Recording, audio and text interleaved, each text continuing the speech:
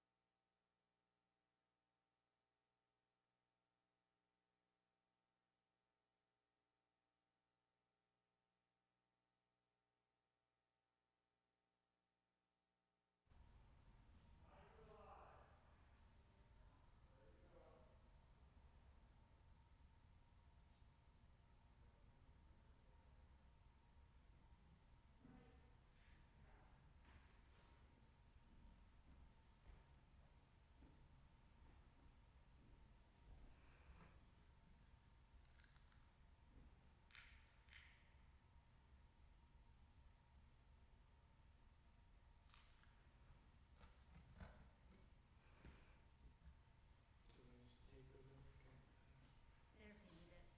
No, don't worry. Okay. We're live. Yep.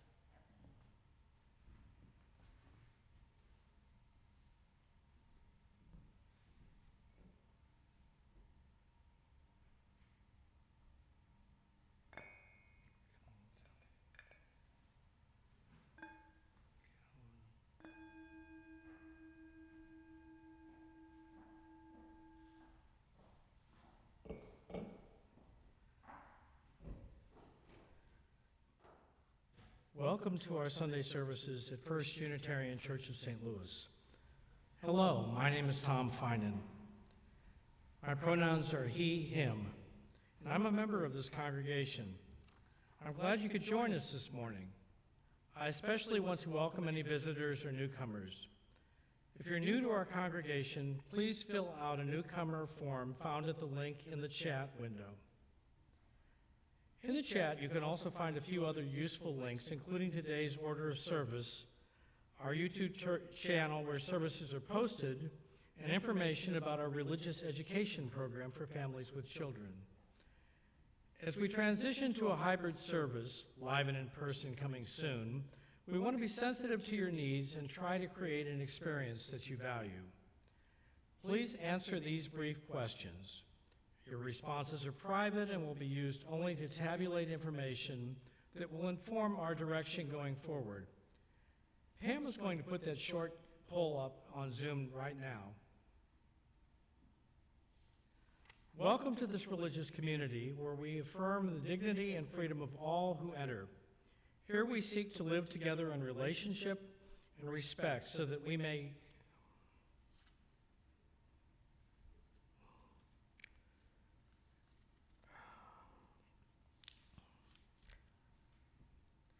streaming worship afternoon.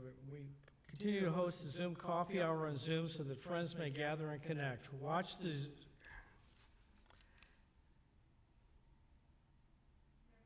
e-news for details the coming weeks, including how to take advantage of the chat function on YouTube. Second, as we make a trek... Okay. I have 3 announcements to make this morning. Excuse me. First, save the date for next Sunday, November 7th, which will be another in-person outdoor Sunday service, our last of the season, featuring our annual cornbread community. Look for sign-up. Second, due to redundancy of streaming YouTube live into Zoom and the need for volunteers, we will be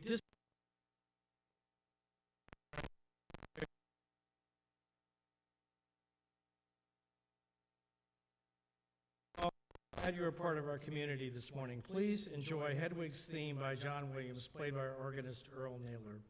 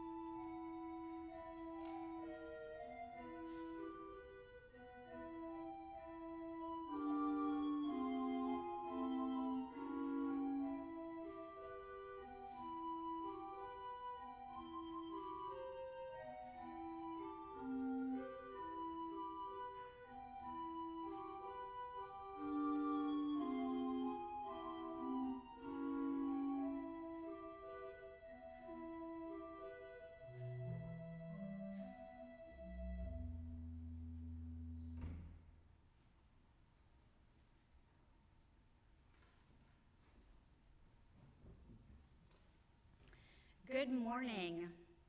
I am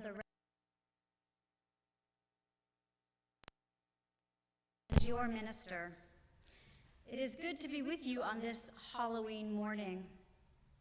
There are ghosts and goblins and creatures of all sorts in the King's Highway yard, and witches and wizards here in the sanctuary. I think we might also have a ghost in the system. We're having a few sound issues this morning. It wouldn't be a live stream service without a tech issue. Bear with us. We were trying to resolve last week's issues, and we will have this one resolved soon.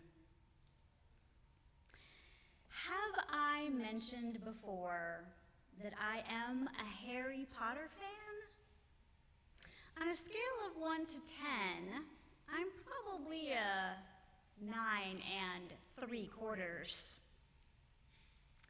Our theme of the month is cultivating relationship.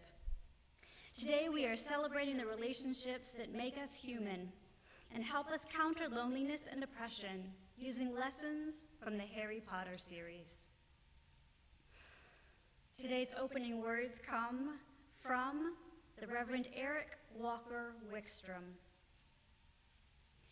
We come together this morning because within us there is something that knows we need more than we can find in our aloneness. We know instinctively in the depths of ourselves that we need others for this journey of life, even though we also guard our independence and individuality quite jealously. So let us celebrate all that makes us unique, yet also all that makes us one. And let us dream dreams of all that we can do together. Come, let us worship. Now please join in the hymn of the month for October, number 145, As Tranquil Streams.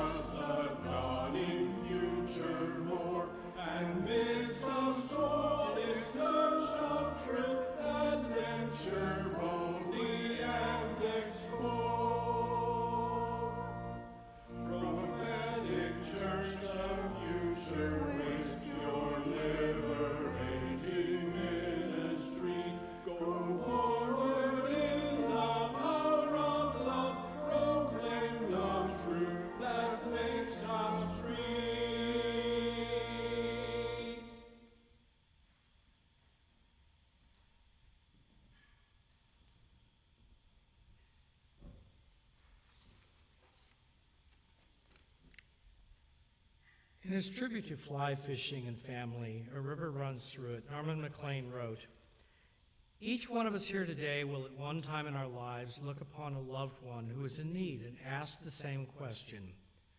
We're willing to help, but what, if anything, is needed? For it is true, we can seldom help those closest to us. Either we don't know what part of ourselves to give, or, more often than not, the part that we have to give is not wanted. And so it is, those we live with and should know who elude us. We can still love them. We can love them completely without understanding." Recently, my friend Jerry visited from St. Louis from South Dakota. For decades, we've always been there for one another. Jerry is dryly funny, brilliant, and talented, but his true Harry Potter magical skill is that he really listens. Around Jerry, I'm more centered and anchored. When I grow up, I want to be more like Jerry. Norman MacLean concludes his book with, "Eventually, all things merge into one, and a river runs through it. The river was cut by the world's great flood and runs over rocks from the basement of time. Family, friends, and all those who need our care and concern are the river that connects us.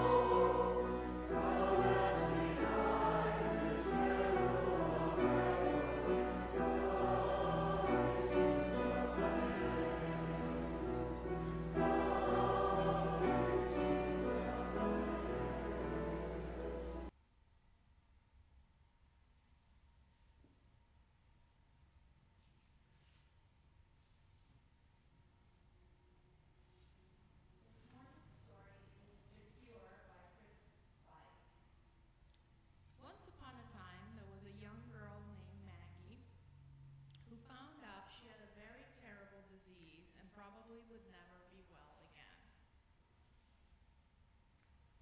She was very, very sad, and although she had many friends, all of them were afraid to visit her because they feared they might catch the disease. So the little girl sat in her bed all by herself and was very lonely. One day, she heard a knock on her door. "Come in," she said, and in walked three of her friends. One was a doctor, one was a minister, and one was a wizard. Maggie was very glad to see them, for no one else had been brave enough to visit her. "Hello, Maggie," said her friends as they sat down around her bed. "We came to tell you something. Each one of us is going to try to find the cure for your disease." "Yes," said the doctor, "I'm going to go into my laboratory and do experiments until I discover a medicine that will cure your disease." "And I," said the minister, "am going to pray every day that you will be healed of this terrible disease." "And I," said the wizard, "am going to look through my book of magic until I discover a potion or spell that will rid you of your disease." Okay. Maggie smiled and was happy because she saw how much her friends cared for her. "Thanks," she said. "We're sorry that we can't stay long to visit," said her friends, "but we must rush off and begin our search for a cure. We'll return in 3 days, and surely by then, one of us will have found a way to cure your disease." And so, her friends went away in search of a cure, and once again, Maggie was very lonely. For 3 days, Maggie's friends did everything they could to find a cure for the disease. The doctor worked hard in the laboratory but couldn't discover any medicine that could help the little girl. The minister prayed every day and every night that Maggie would be healed of her disease, but the little girl was still sick. The wizard looked through all the magic books, but there were no spells or potions that could cure Maggie's disease. All three of Maggie's friends were very sad, for they felt that they had failed. After 3 days were over, the doctor, the minister, and the wizard returned to Maggie's house and told her the bad news. "We're sorry," they said, "but we couldn't find a cure. We did our best." And the 3 friends began to cry. "Don't cry," said Maggie. "Before I was sick, I had many friends, but now they're all afraid to visit me. This disease I have is a terrible one, but it's nothing compared to the loneliness I felt I now know loneliness is the worst disease of all. Right now, the medicine I need most is your friendship. The prayer I need most is for you to simply be with me. And the magic I need most is your love. And so the doctor, the minister, and the wizard gather around the little girl and laid their hands upon her. In the silence that followed, it is said that they found the cure.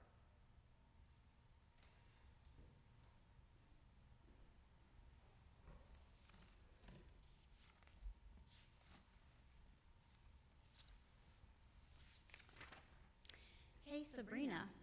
Yes. What's a wizard's favorite kind of breakfast cereal? I don't know. What is it? Hufflepuffs. One of the ways that we counter loneliness here at First Unitarian is by sharing our joys and concerns each week. I invite you to type any sorrows or concerns you are holding into the group chat window.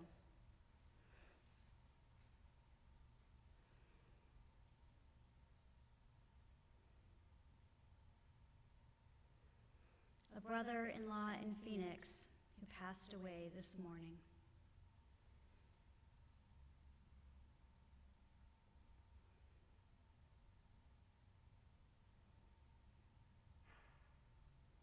A close friend who had a stroke.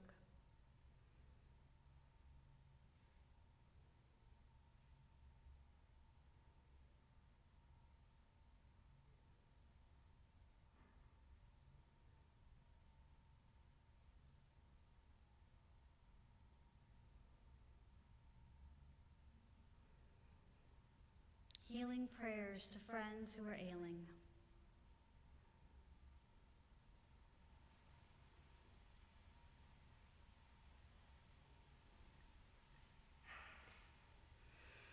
A daughter in California who died this morning.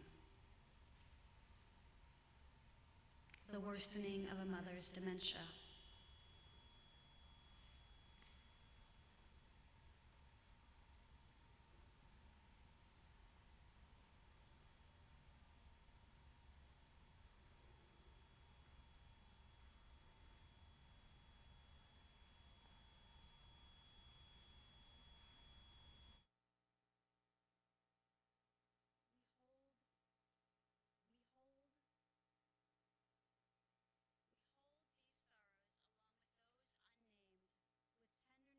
And compassion. May they be lighter because they are shared. As a community, we also share our joys with one another. Congratulations to member Jerry O'Brien, who just had his 4th book published, 43 Essential Policies for Human Service Professionals. Congratulations, Jerry. I now invite you to type any joys you wish to share into the group chat window.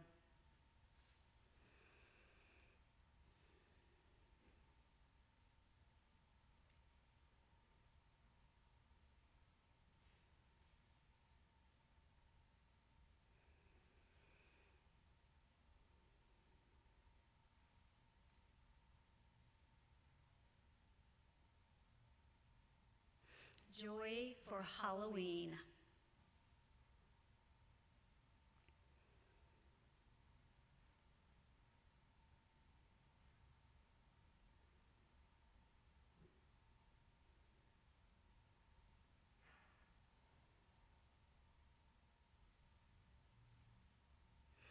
A daughter's rescue dog who likes to be inside now.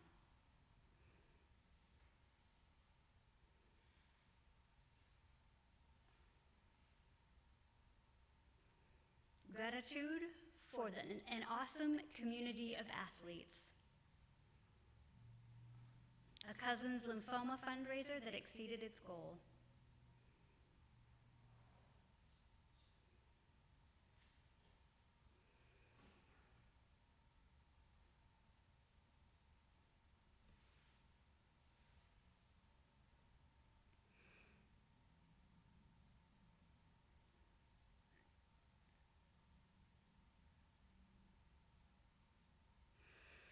grateful that a whole immediate family at home has recovered from COVID, and thankfulness for the vaccine.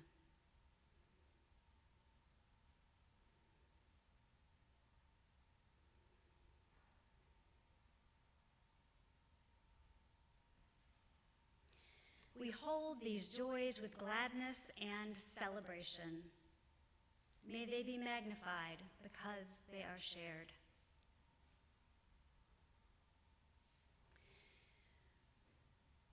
With many joys and concerns remaining unspoken in our hearts and minds, please join me in a moment of prayer.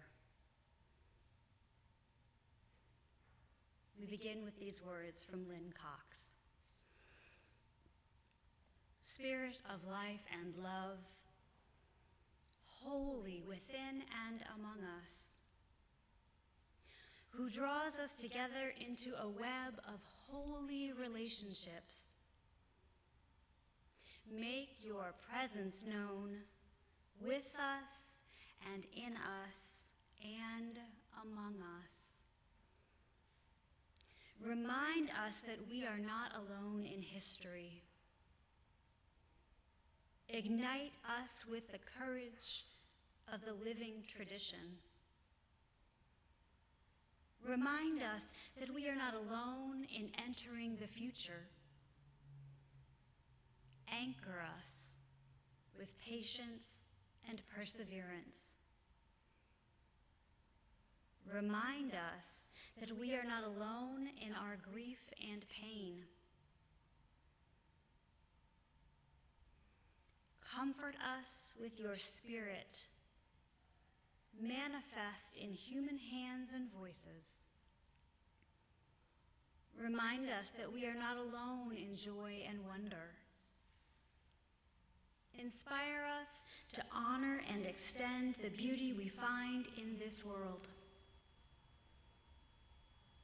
Great mystery, divine music of the universe, let our hearts beat in diverse and harmonious rhythms,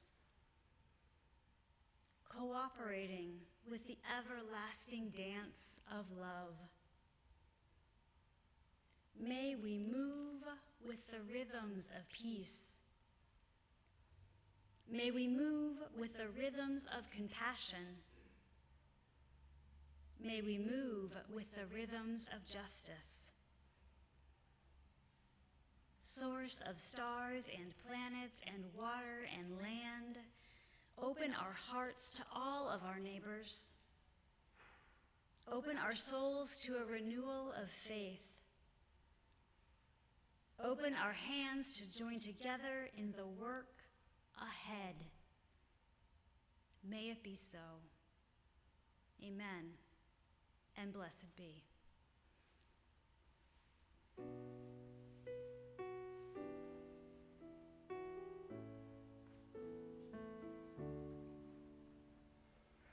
When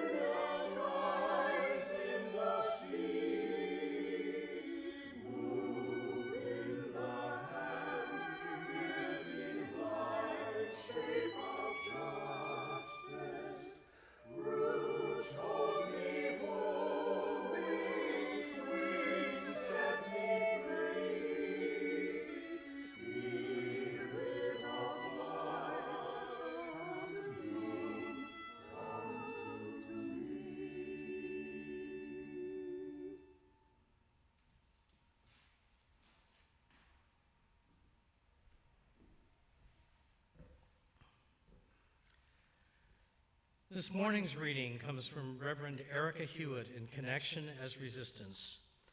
In her 1975 theological treatise, Suffering, German liberation theologian Dorothy Zerla examines the ways that suffering can knit human beings closer together and can draw us more fully into the process of loving. She uses the term apatheia, the inability to suffer, to describe the condition in which people become, quote, so dominated by the goal of avoiding suffering that it becomes a goal to avoid human relationships and contacts altogether, end quote. Isolation and apathy are forms of powerlessness.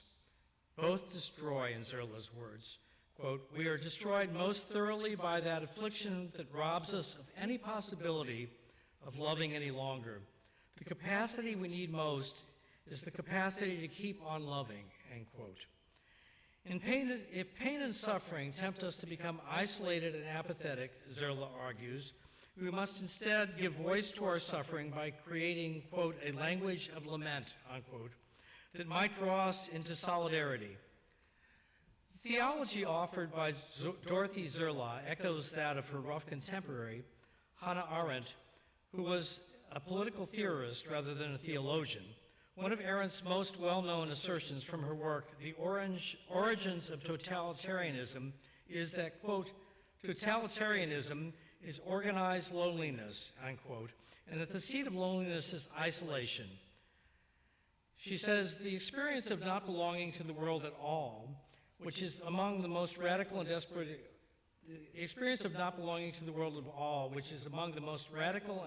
experiences of human beings, end quote. Therefore, resisting the isolation that breeds loneliness is not just an emotional, psychological, or even a spiritual act, but also a political one. The blogger and critic Maria Popova puts it this way: our insistence on belonging, community, and human connection is one of the greatest acts of courage and resistance in the face of oppression.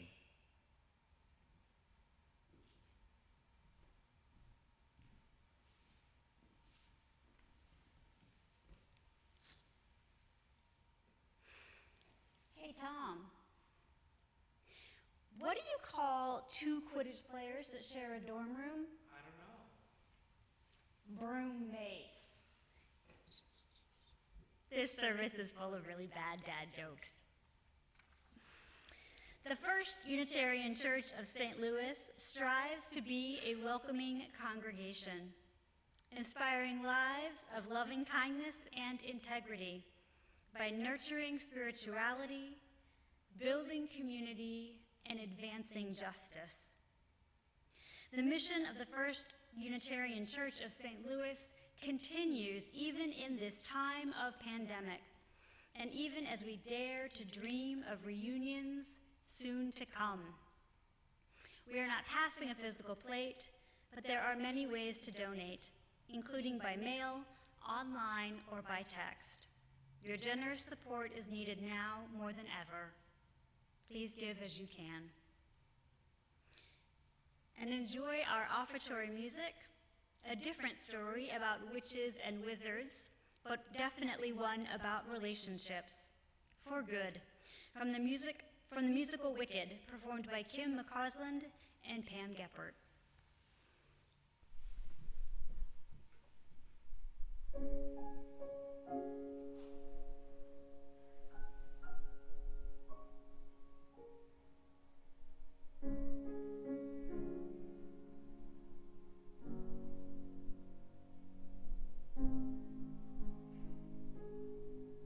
I've heard it said that people come into our lives for a reason, bringing something we must learn, and we are led to those who help us most to grow if we let them, and we help them in return. Well, I don't know if I believe that's true, but I know I'm who I am today because I knew you. Like a comet pulled from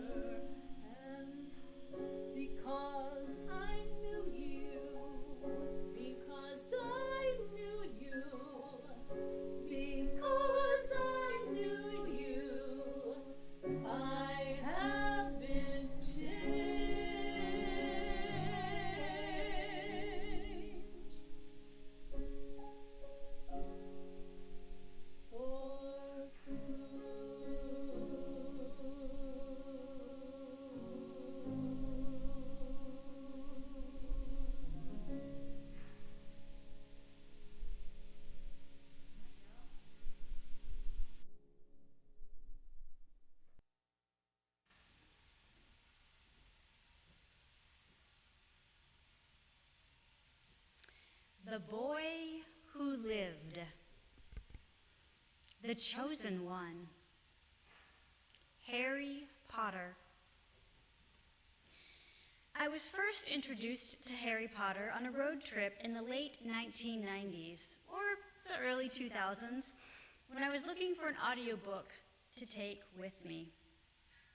I chose Harry Potter and the Sorcerer's Stone on a whim, knowing nothing of the book, which is hard to believe all these years later. Popping the first CD in, yes, it was a CD, Audible didn't exist yet, I was immediately entranced, transported to a world of witchcraft existing parallel to the mundane world, and to the story of a boy who struggled to understand his place in that world and the friendships he makes along the way. The first book in the Harry Potter series was published in 1997, launching a cultural phenomenon that survives to this day. Translated into 80 languages, the Harry Potter series launched a subsequent film series, multiple games, theater productions, various spin-offs, and even a theme park. The final series in the book, Harry Potter and the Deathly Hallows, was the fastest-selling book of all time. And the commercial success of the Harry Potter franchise has made its author, J.K. Rowling, the first billionaire author. Now, while many of you may be familiar with Harry Potter books and films, you may not know the basic story, or you may need a refresher. So here's a quick synopsis from UU religious educator Chrissy Bushyeager.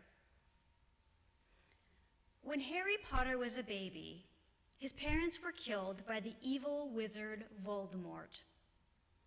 Voldemort also tried to kill Harry, but for some reason the curse backfired and hit the evil wizard. Harry was sent to live with his aunt and uncle, who were not magical people, and in fact had strong anti-magical feelings.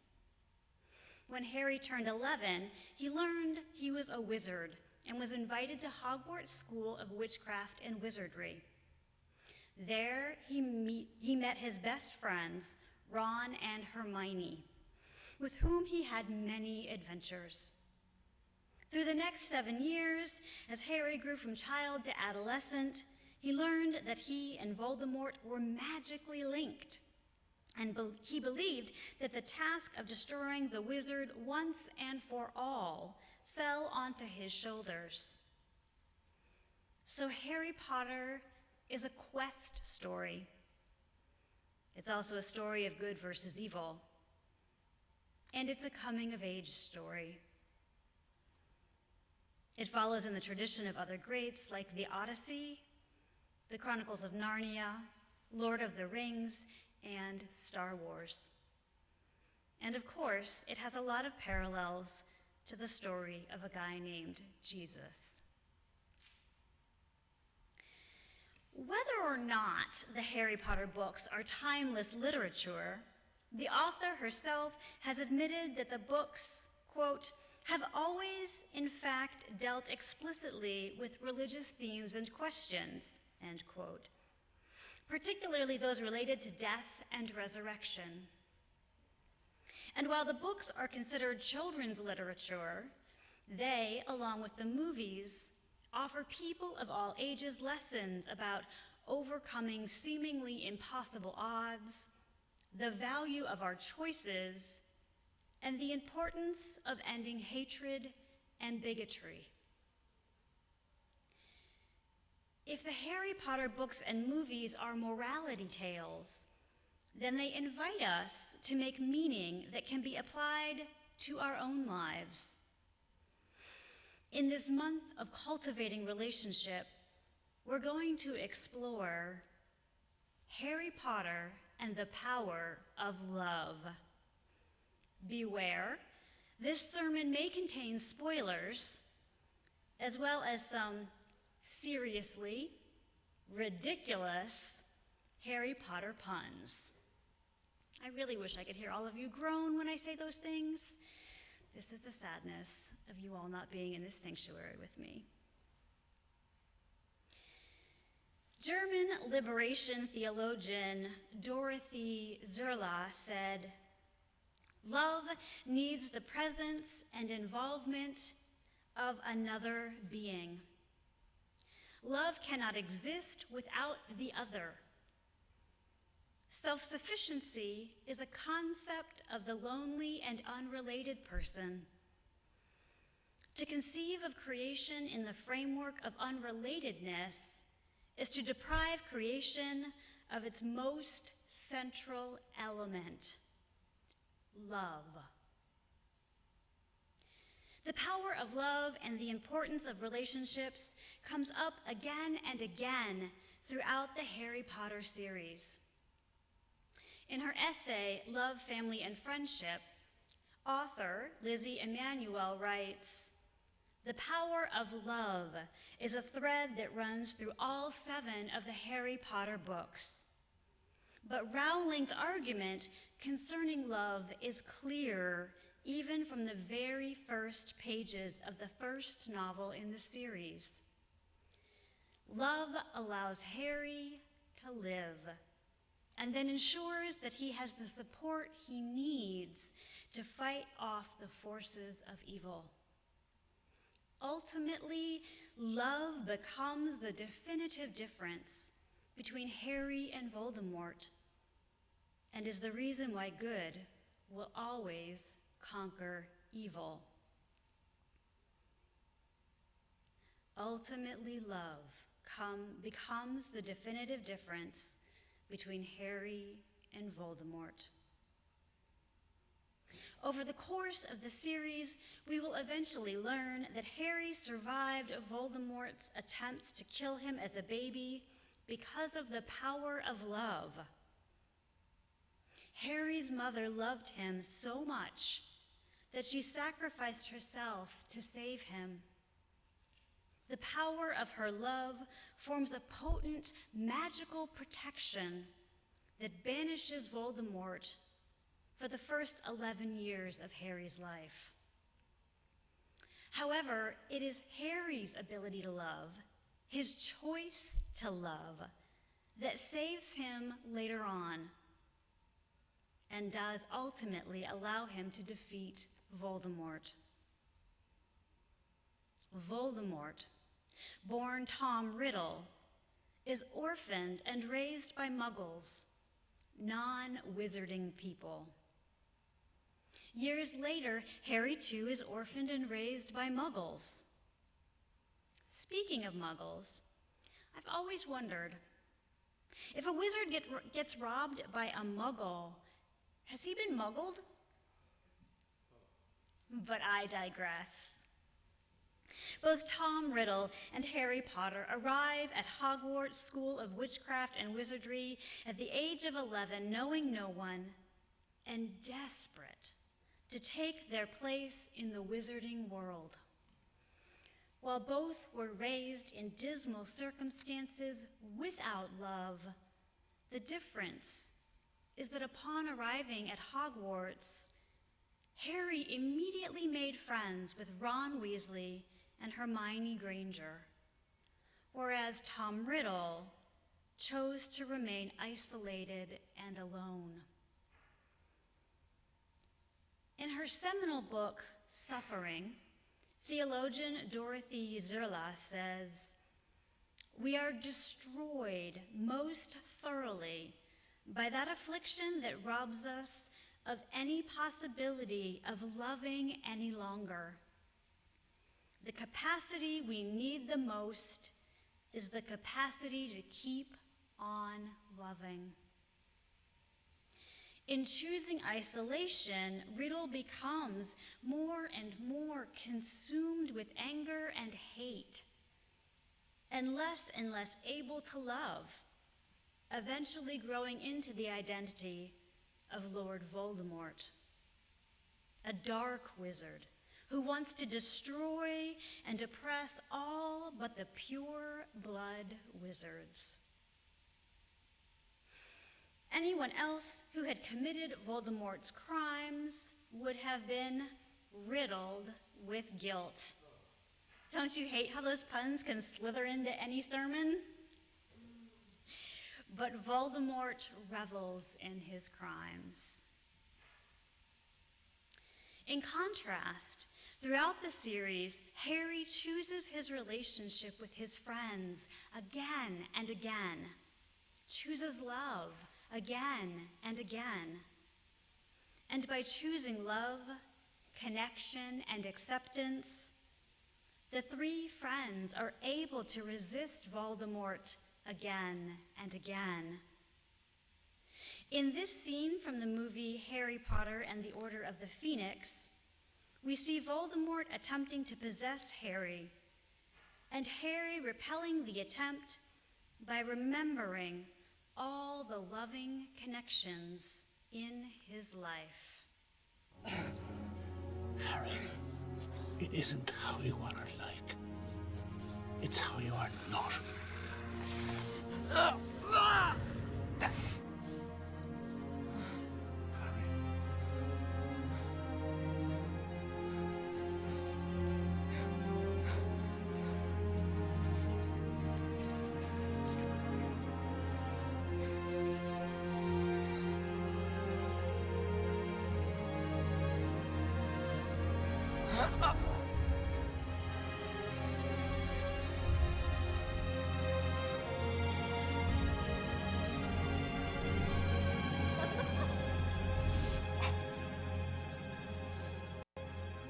You're the weak one, and you'll never know love or friendship. And I feel sorry for you. More than this scene, we see Harry over and over again aligning himself with others who choose love, connection, and acceptance. Writer Lizzie Emanuel says, friendships come to take the place of Harry's family in terms of providing love, support, and protection. The friends that Harry makes at Hogwarts function as a kind of chosen family, as they allow him to feel loved, and perhaps more importantly, to help him overcome challenges in his life. They allow him to feel loved and to love in return. At the end of Harry Potter and the Half-Blood Prince, Harry, suffering after the death of Dumbledore, decides to drop out of Hogwarts and pursue Voldemort on his own. But his friends won't let him go alone. Here is the scene. I'm not coming back, Hermione. I've got to finish whatever Dumbledore started. And I don't know where that'll lead me, but I'll let you and Ron know where I am when I can. I've always admired your courage, Harry. But sometimes you can be really thick. You don't really think you're going to be able to find all those Horcruxes by yourself, do you?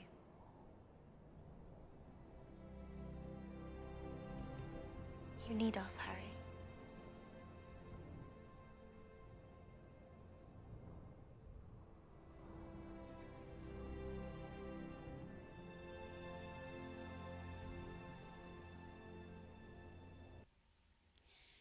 You need us, Harry.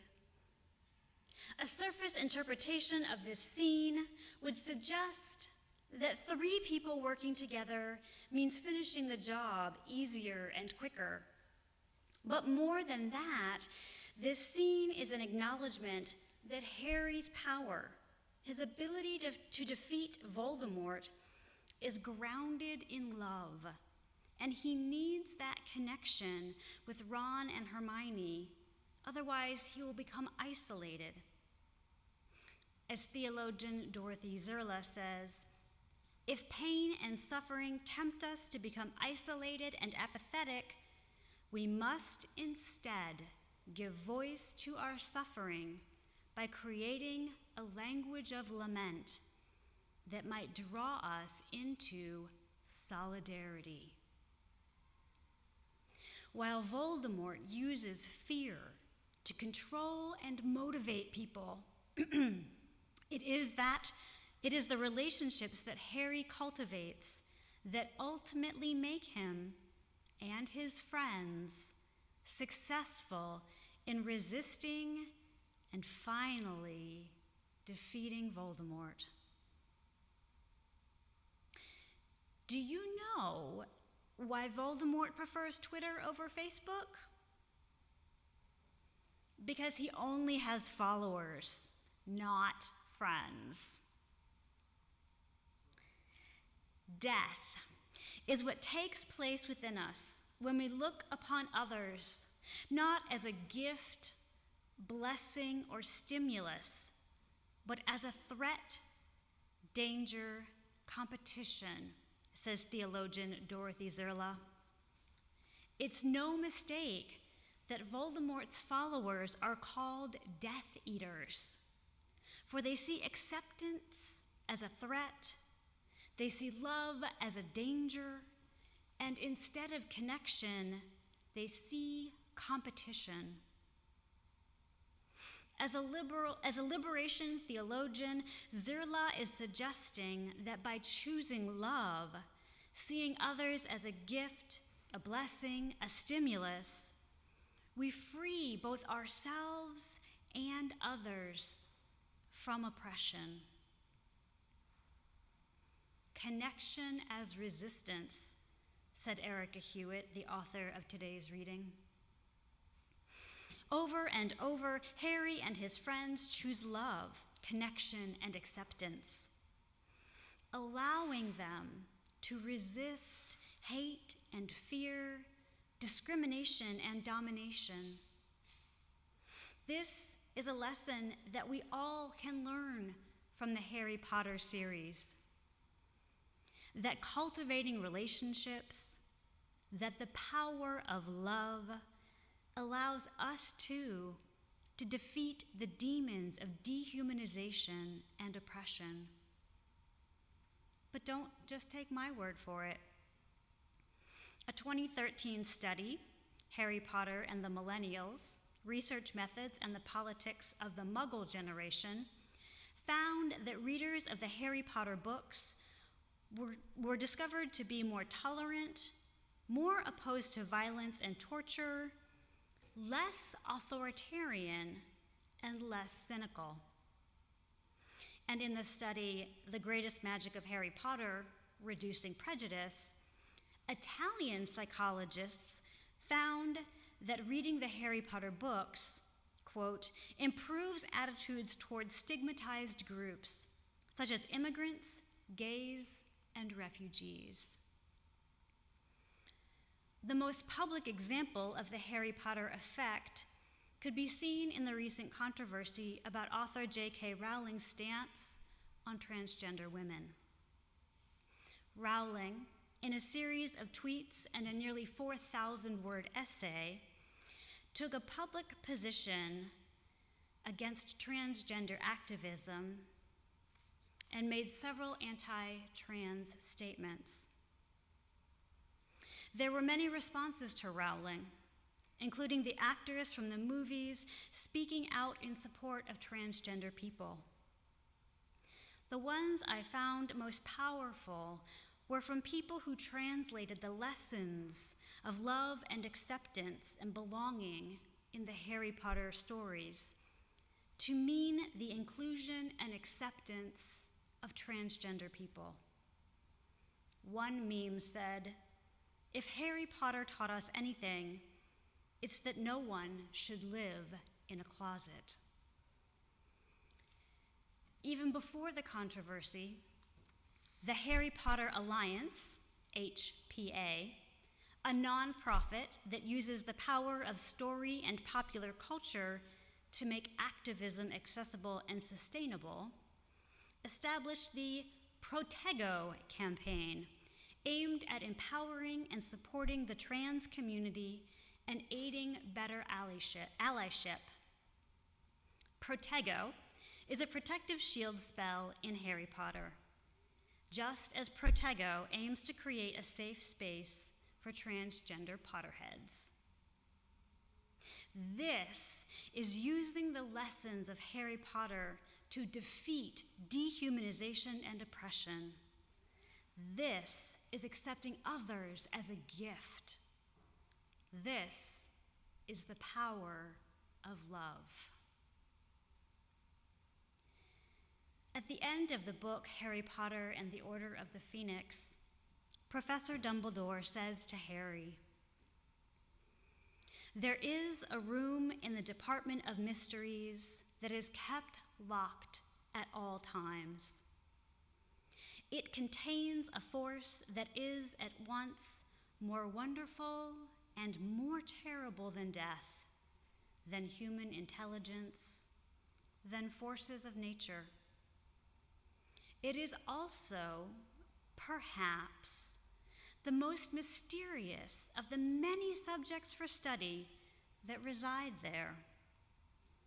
It is the power held within that room that you possess in such quantities, and which Voldemort has not at all.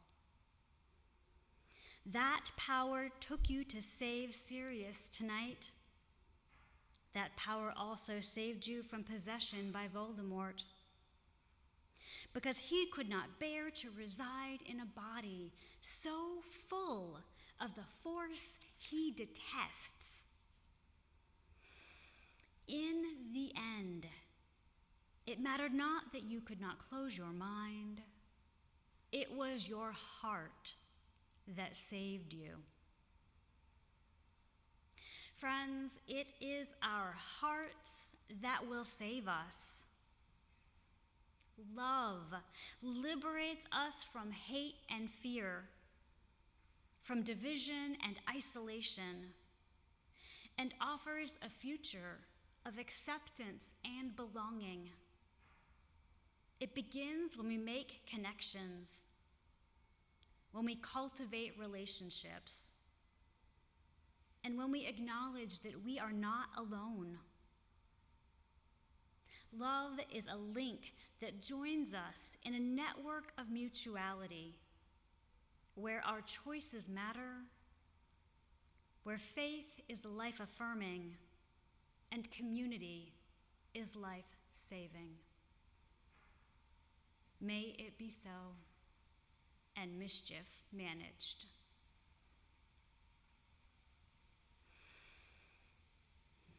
Please join in our closing hymn, a song about the ways we connect, number 307, "The Human Touch Can Light the Flame."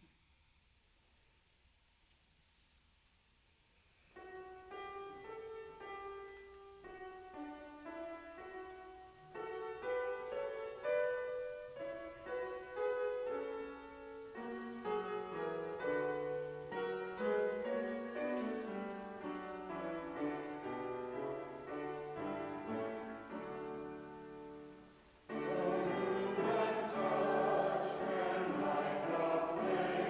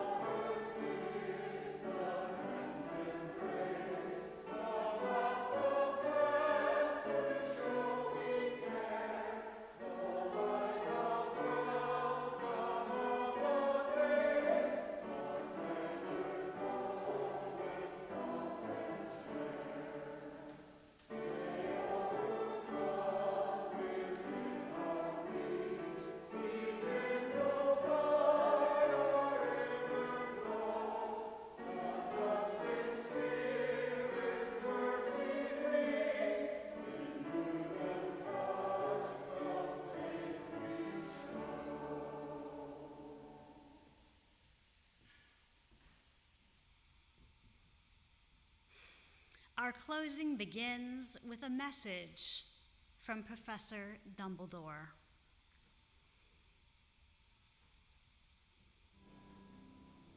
Dark and difficult times lie ahead. Soon we must all face the choice between what is right and what is easy. But remember this. You have friends here. You're not alone.